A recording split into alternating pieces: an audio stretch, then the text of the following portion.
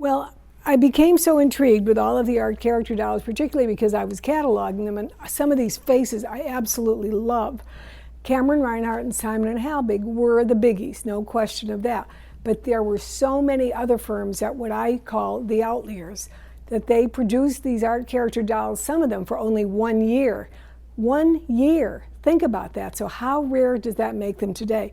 So I've gone back and I've kind of looked at the background of some of the firms that you're seeing here, and let me tell you a bit, just as a comparison. And this is why you could go in and start making a timeline of yourself of firms that made art character dolls and their history. So we have, for example, Franz Schmidt. This wonderful doll right here. I absolutely love this doll. I always have. And the little small version of it. Franz Schmidt character. Franz Schmidt started business about 10 years before that, but he was always interested in the technical details. He would keep registering these patents, whatever the GMs, they would call them, the patents in Germany, and they were always about technical aspects, how the jointing could be, the material that the doll would be made of, the eyes, movable tongues, anything that was technical, that was mechanical, that was the material it was made of. This is what it was all about with him. Nothing at all. And so you'll have these, in the Cieslik Doll Encyclopedia, if you have it, I urge you to go in there and look up Franz Schmidt.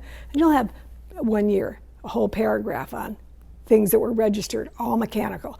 Next year, same thing, same thing. And then we come to 1909, and there it is.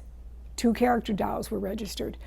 Really, really rare situation. And then immediately thereafter, no more, they're gone. And we're back to the technical things and new innovations that were coming in and what you could do. Same thing is true with Caterfelder Puppenfabrik right here. Very, very wonderful. I love this. I love her face. This is another doll by that same firm and another doll by the same firm. Caterpillar Puppenfabrik was founded in 1906, just 2 years before the art movement. Well, actually, it wasn't. That firm was founded. It was purchased. They were formed from the original Carl Trautmann firm. They purchased it from Carl Trautmann, so the firm did exist, but not under their name. And in 1910, this is what their advertising said: 1 year only. Particular attention to the character dolls who left the path of tradition by expressing completely have And their dolls were made by Kessner. So many of these small outlier firms, remember, they were a doll firm, but they would have a doll head sculpted for them. And again, research you could do, find out who more of these doll sculptors were, and then they would commission the heads to be made by another firm. And Kessner and Simon and Halbig were 2 of the most significant of these firms in doing that. There was Wizeslensis, who advertised character dolls, but for 1 year only. There was Gebruder Heubach, and there was Hertel and Schwab. And Hertel and Schwab was actually founded in 1910, the year of the character dolls. And he had, you know who founded them, that firm? 3 sculptors. Obviously, August Hertel, Heinrich Schwab, and then Friedrich Müller, who got cheated because he didn't get his name in the title. But 3 people who founded the firm of Hertel and Schwab, who made these wonderful art character dolls, came together in 1910 to create a firm. There were many small little outlier firms like Gebruder Heubach, who also did wonderful dolls. Wizeslensis came and for 1 year only made these art dolls. And I really urge any of you, if you do have German Doll Encyclopedia, go look up these doll companies and read by the year, because that's how they have it arranged under their names of what would happen each year. And read by the year of what the companies were doing. Technical, art dolls, technical. It's striking in how dramatic it is. They tried to branch into a new field and it didn't work, so the guys went back to their drawing boards and did their technical things that they wanted to do. And I found that extremely important. Well, there was one firm that you honestly can't call an outlier firm. Oh, I wanted to tell you about, wait a minute, I have to go back. I showed you that Armand Marseille doll. with the big eyes in the last group. I just sat down an hour ago and read in C's Lichtenau Encyclopedia. I know I've read it before, but I was absolutely intrigued with it this time. That Armand Marseille company was an absolutely fascinating company. The family were Russian emigres, and they were from kind of upper crust in Russia, but they had left around the turn of the century and came to Coburg, earlier than the turn of the century, and came to Coburg, and they set up, and all of the years that family was in existence, and the firm was in existence there for more than half a century by far, they never intermingled with the other parts of Coburg or with the other doll manufacturers or with the Society of Coburg. They were very, very insular. And so it's intriguing to me that they made a stab at art character dolls, but they really didn't get heavily into it because it just kind of wasn't their thing. Okay, coming back to this side. One firm who was an outlier in one respect, because they just seem not to have been melded into the whole doll world as much, but their background is interesting. The Gebruder Heubach firm was in existence for quite a while, decades and decades and decades. And they actually, I wanted to tell you this was an interesting thing. I want to make sure I get all my dates right here. They were founded in 1840, and right after they founded because they purchased a porcelain factory. So like Simon & Halbig and like Kessner, Gebruder Heubach had their own porcelain factory. They made their own doll heads, not just commissioned them to be made by someone else. And they began their business not with dolls, but with all sorts of porcelain figurines, knickknacks, dishes, parlor fancies, all of that type of thing. And then where they were located, I'm not sure if I pronounce his name right, Lich, Germany, Lichte, Lich, Germany, where their porcelain factory was. There was also, had been founded there decades earlier, a porcelain school for sculptors. And many of the sculptors who did the work for the Gebruder Heubach firm came from that porcelain school. Again, research that could be done.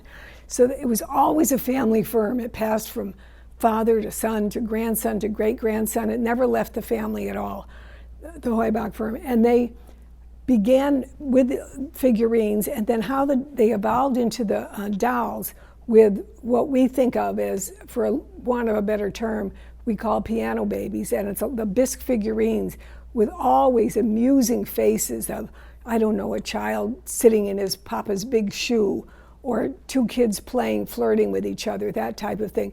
And in every one of their figurines that they made, that many doll collectors also collect, they have wonderfully expressive faces and superb modeling of hair and things like that. Well then, in 1910, when the art character movement appeared, Gebruder Heubach said, hey, we already have these heads made. So they took the same heads that they had been using for their figurines and turned them into a series of dolls. And at first they were made with the painted hair and the intaglio eyes, the painted intaglio eyes, wonderful little, every kind of expressiveness you could think, because they originally started as a figurine that was doing something that was compatible with the expression on their face. Then, as time went along, they really began to realize that glass eyes were a big selling commodity. So many of the very same models that they had made with the painted eye would evolve into being made with glass eyes. And a whole different, this kind of is like, to me, like a really standalone company, because they were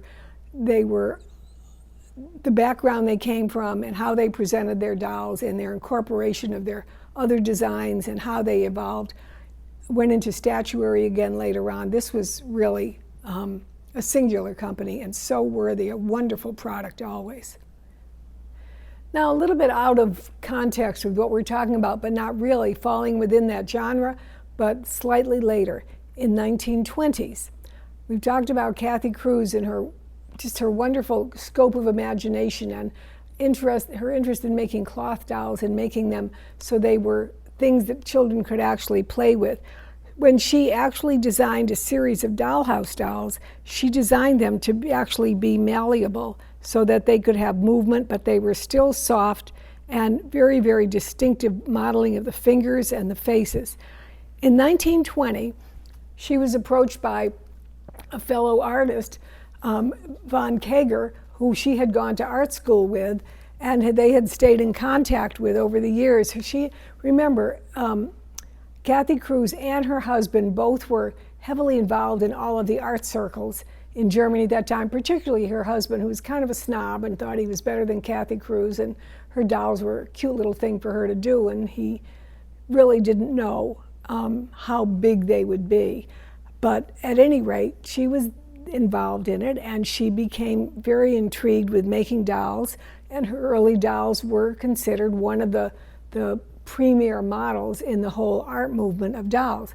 Well, in 1920, a fellow friend, Erika von Kager, approached her and said, would you make me, I love that German children's story about Struwwelpeter, which in English we call shock-haired Peter, and you can see that because of his wild red hair, and here he is right here. It was a children's book that had been written in the mid-1800s by Himmler, and it had all sorts of stories about this wicked little mischievous, bratty boy, and incorporated different German fairy tales into it. So she said, sure, I'll make you a set of those. And so Kathe Kruse in her factory, or in her workshops, made her a set, and we have them here, this extraordinary set of the whole group of them. And each one of these characters, I think there's 23 of them, put together, like 3 or 4 in each one, incorporate themselves to a particular story in the book, or to a particular legend of Jack and the Beanstalk or something, you know, pick a story and the other characters are here for it, including Struwwelpeter himself. Well, after she had the characters, Erika herself, the artist, whose works are well known, and you can go online, you can Google, use Mr. Google, and go online and check out this artist, and her works are in great demand. She did, her specialty were angels, and she did a lot of books for children. She had one children's book I absolutely loved. The title of, I haven't seen it, but I love the concept of it. I forgot what it's called because it's in German, but it's about, well, 10 little radishes, and how the radishes are one by one destroyed because they live in a culinary environment, and one by one they're used in a recipe. I mean, it was kind of creepy, but the drawings were absolutely wonderful, and I could see where her imagination was going. But the rest of her drawings and illustrations were these angelic little angels, and they're really quite charming. At any rate, when she had these characters that came from Kathe Kruse, she created this box for them. This box is now over 100 years old, with her own illustration on the front of it, which is signed by her, to Struwwelpeter, shock-haired Peter, and stored the dolls in there, gave them to her 2 grandsons, one of whom was Peter Bodner, and Peter Bodner became later the husband of Marianne Bodner, who was one of the top famed doll collectors in Europe, and whose collection was sold, I think, in the late 1980s. And at that point was acquired by Dorothy Dixon, a well-known American collector, who had them in her collection until just a few years ago. And so this whole set, and it's one of a kind. There's no others of these known to exist. Well, there wouldn't be. They were made on a special commission, including the original box they were sold in. A really, really rare find coming up at this auction. They kind of don't fit in with what I was just talking about, except they are in the legend and the tradition of Kathe Kruse. So the traditional character dolls continue.